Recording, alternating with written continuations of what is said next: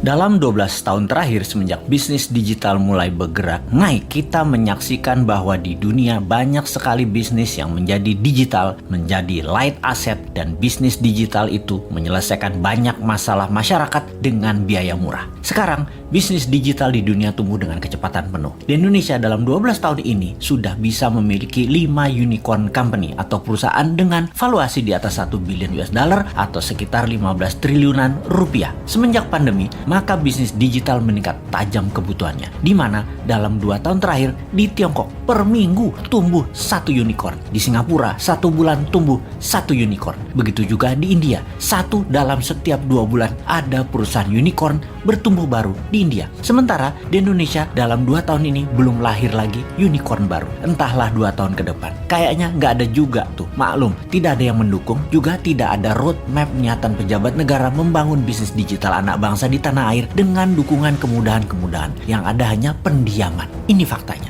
Kalau dilihat dari sisi bisnis, bagaimana kita melihat hal ini? Apakah orang Indonesia itu tidak kreatif yang bisa membuat masalah besar diselesaikan dengan teknologi digital? Atau regulasi pemerintah yang memang terlalu fokus di politik dan terlalu memikirkan pencitraan sehingga lupa mengangkat sendi bernegara lainnya seperti ekonomi, budaya, sosial, pertahanan, dan keamanan? Terlalu politik, sangat politik, serta politik adalah segalanya yang harus didulukan. Sungguh, unicorn ini berciri satu hal, semakin besar problem yang di-solve, semakin besar masalah yang terselesaikan. Maka semakin cepat perusahaan digital itu bertumbuh serta dibutuhkan karena memang menyelesaikan masalah-masalah besar tadi. Apakah di Indonesia sudah tidak ada problem besar lagi? Apakah sudah banyak solusi yang dibuat? Atau malah kebijakan mengebiri banyak gerakan kreatif masyarakat? Contoh, data di lapangan ada puluhan ribu pendaftar minta sertifikasi BPOM yang sudah tahunan gak keluar. Bagaimana UKM mau maju kalau demikian?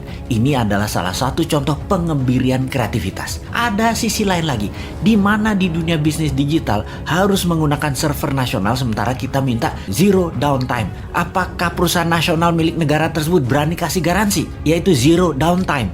Nggak ada tuh. Bahaya dalam bisnis digital misalnya kalau mau transfer duit, tahu-tahu ngedrop. Namun server dan sarana internetnya nggak berani kasih jaminan atau ganti rugi.